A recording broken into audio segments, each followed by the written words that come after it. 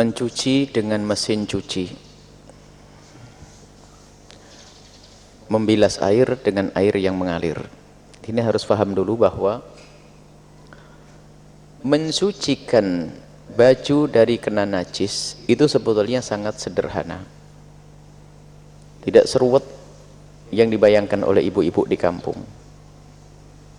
Mengguyurnya tidak harus 3 kali, kadang-kadang kan ada mengguyurnya 3 kali, penuh, dibuang lagi, penuh, dibuang lagi, penuh, dibuang lagi. Sudah begitu suaminya tidak mau membantu, sudah dulu nimbanya pakai begini. Karena ilmunya yang kurang, maka repotlah dia. Baik, membersihkan, mensucikan kain yang terkena najis, yang pertama harus kita perhatikan, najis itu masih ada bentuknya atau tidak di dalam baju tersebut. Kalau ada bentuknya, tolong diambil supaya nanti tidak menyebar kemana-mana. Kemudian setelah itu, kita harus tahu air yang akan kita gunakan itu air yang banyak atau air sedikit. Air banyak itu adalah air yang mencapai 2 kullah. 2 kullah itu kurang lebihnya 216 literan. Beda kalau kita mencuci baju di kolam, di danau, bebas. Terserah, kau guyurkan atau kau celupkan sama. Karena apa? Airnya air yang banyak. Di sungai dan seterusnya. Kalau airnya banyak, nggak ada masalah. Baju yang terkena najis, Anda masukkan ke sungai, lalu Anda bersihkan, Anda angkat, asalkan tidak ada sisa-sisa najisnya, maka itu sudah suci kalau airnya banyak. Tapi kalau air kita adalah sedikit, yang tidak sampai 2 kullah, kurang lebihnya 2 kullah 200 literan deh, kita hanya punya air timba-timbaan, timba dituang, maka ingat, jika airnya sedikit, maka jangan salah, baju tidak boleh dimasukkan ke dalam air, tapi hendaknya airnya yang datang, air didatangkan. Artinya kalau Anda mencuci di mesin cuci, biarkan baju dahulu, masukkan ke mesin cuci, baru air didatangkan, airnya yang didatangkan, jadi air dimasukkan. Kemudian untuk menjadikan baju itu suci, cukup yang penting airnya menggenang, menjangkau semua seluruh baju, kemudian digoyang-goyang sedikit, kemudian diambil bajunya, asalkan najisnya sudah tidak ada, maka baju ini sudah suci.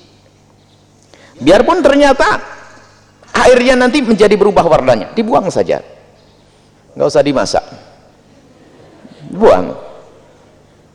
Jadi artinya mensucikan baju itu sangat mudah. Kalau ingat, jika airnya itu adalah air yang sedikit, hanya timba yang isinya 10 liter, 15 liter, maka jangan salah, kadang-kadang males, airnya ditaruh dulu sambil kerannya, keran kecil kan, keran kota kan kecil biasanya, kecil, apalagi sudah subuh, baru rame banter jam 4, 3, masa jam 3 nyuci baju? Setelah penuh airnya, langsung bajunya kena najis, dimasukin, maka akan menjadi najis semuanya dalam madhab kita Imam Syafi'i.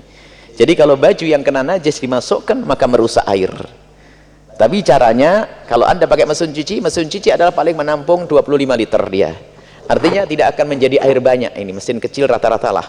Maka hendaknya baju yang terkena najis tadi, dengan dibersihkan dulu najis-najisnya, kemudian setelah itu dimasukkan ke mesin cuci, baru air didatangkan. Setelah air didatangkan, tidak harus ngelober, tumpah. Awas, catatan, tidak harus tumpah. Ini yang bikin pusing sian orang hamil tuh, nyuci baju suaminya harus tumpah terus sih. Untuk menjadikan suci cukup, kemudian setelah air menggenang, cukup menjangkau semua bagian baju, digoyang sedikit saja, kemudian airnya dibuang, sudah beres. Ini, maka kalau ingin memberi sabun, lah sabun itu merusak air. Air sedikit, kalau terkena sabun, maka air tersebut menjadi tidak bisa mensucikan. Membersihkan iya, tapi tidak bisa mensucikan. Maka waspada, sabun jangan Anda berikan di awal basuhan, akan tapi sabun baru Anda berikan kalau memang sudah terbukti baju itu suci. Sederhana. Jadi baju yang Anda letakkan di mesin cuci, Anda tuangkan air. Setelah Anda tuangkan air, yang penting menggenang, Anda goyang-goyang, kemudian Anda buang airnya, sudah suci. baju itu sudah suci. Kemudian setelah itu baru Anda kasih air lagi, baru setelah itu dikasih sabun. Karena saat ini Anda tidak mencucikan lagi, tinggal membersihkan. Anda kasih sabun. Setelah Anda kasih sabun, suka-suka mau dibilas, gak dibilas, terserah. Karena baju sudah suci.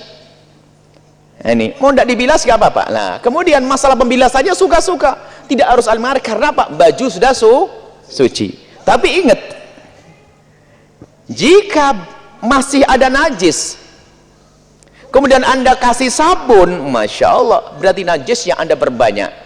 Sebab air yang terkena sabun, yang berubah karena sabun, itu menjadi air yang tidak mensucikan lagi.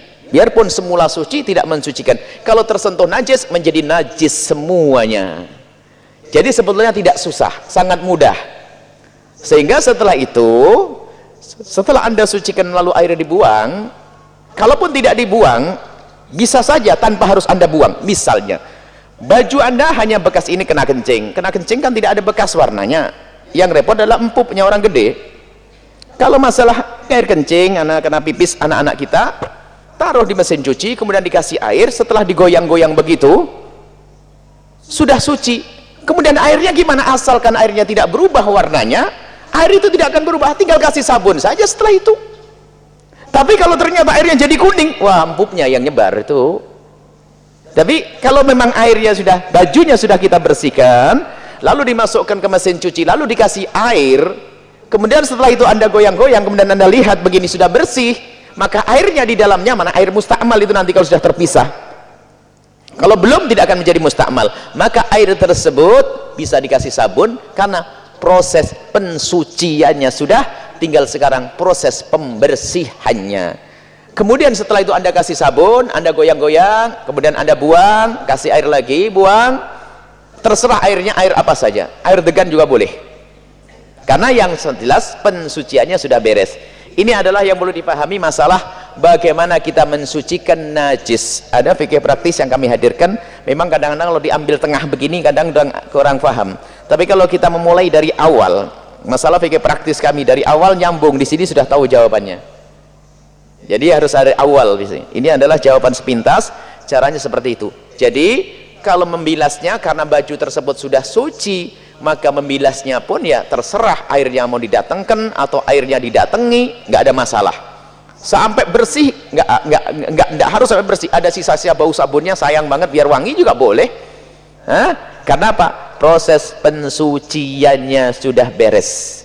Baik, ini adalah sepintas. Mohon bagi yang belum jelas, agar tidak salah paham, ada bisa ngambil kopi-kopi, fotokopi, video-video tentang fikih praktis ya kami hadirkan, karena harus ada kesempurnaan. Sebab nanti yang kita bahas dulu tentang apakah air mustakmal. Air mustakmal, ada air mustakmal di raf'il hadas, untuk mengangkat hadas, ada hadas besar, hadas kecil, ada untuk izalatin najasah, itu untuk mengangkat najis. Semua ada syarat-syaratnya di situ.